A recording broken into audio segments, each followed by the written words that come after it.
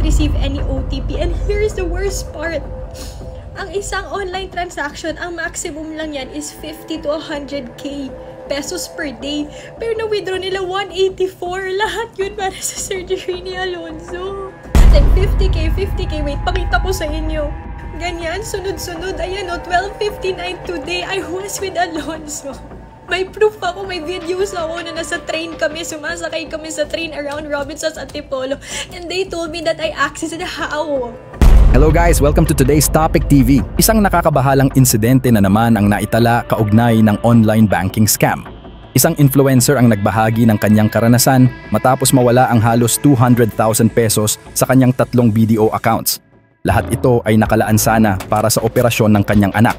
Ayon sa biktima, nangyari ang insidente habang siya ay nasa labas kasama ang kanyang anak.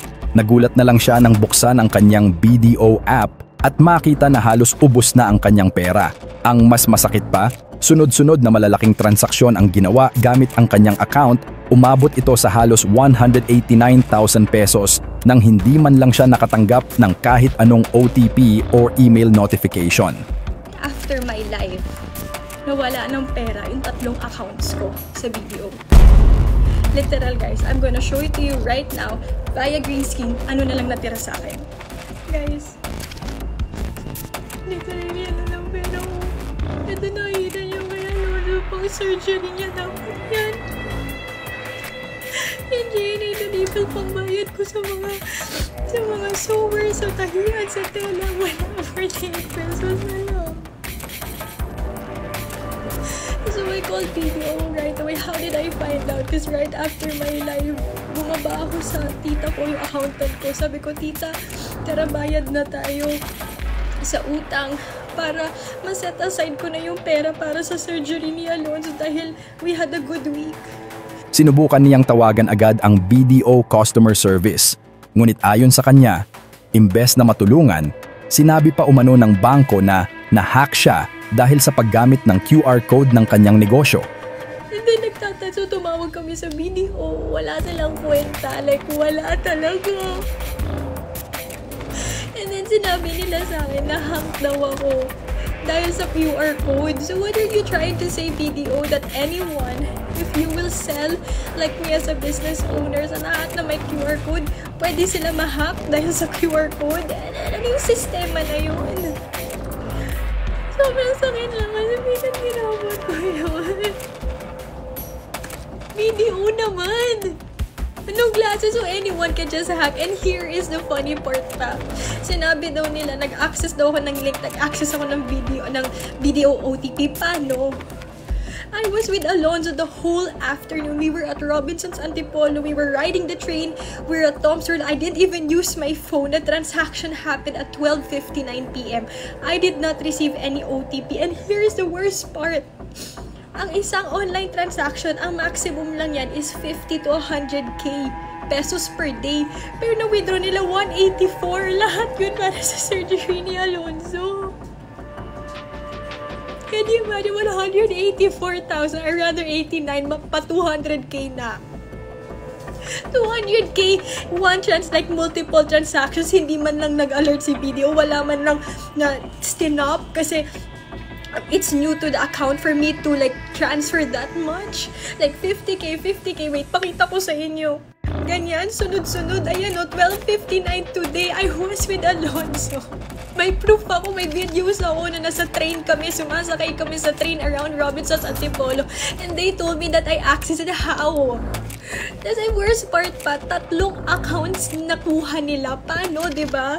My numbers are not linked. Or alam mo yun, di ko alam. Sobrang yung security ko, password ko, sobrang double check ko. Wala akong na-receive kahit anong OTP, not even an email, not even anything. Tapos sinabihan pa nila ako, yung customer service ng BDO, na bakit hindi man lang daw ako nag-react sa BDO alert.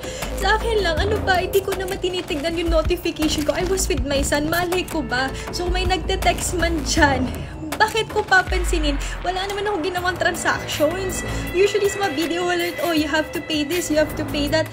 For me, I didn't care because I wasn't due for anything or I didn't even make any transactions.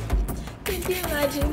one day. Anong klaseng security system meron kayo, BDO? One day, 189,000?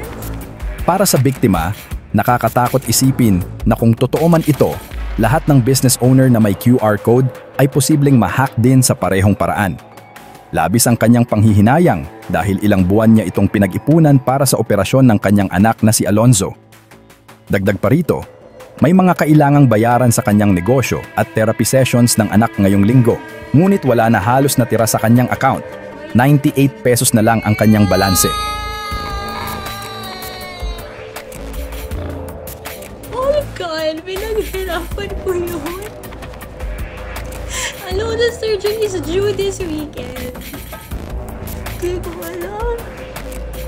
And then they said 5 days pa daw maghihintay and there's no assurance daw dahil nga OTP required. Eh wala nga ako na-receive na OTP. Obviously naman eh. Paano ko gagawin yun? Diba? Wala nga ako kanina. Nakasakay zoo ako. Masakit lang. Can you imagine? Yan lang ang pera ko. Yan na lang. I don't know. Like, yan na lang pera ko. Sakit.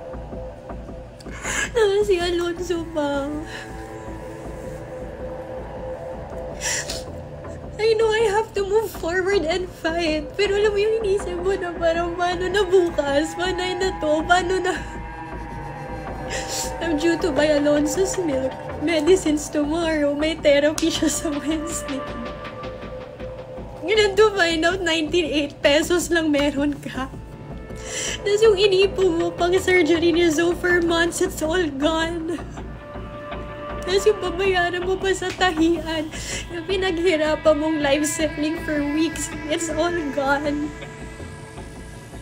BDO, ayusin nyo naman yung sistema nyo. How will you allow multiple transaction in one afternoon, even few minutes nga lang? 189,000 just like that? I'm gonna fight for this. I will actually go to Bangko Sentral. Gagawin ko lahat. Kasi mismo yung customer service nagsabi sa amin ng BDO na hack ako dahil sa QR code sa pagbayad ng customer.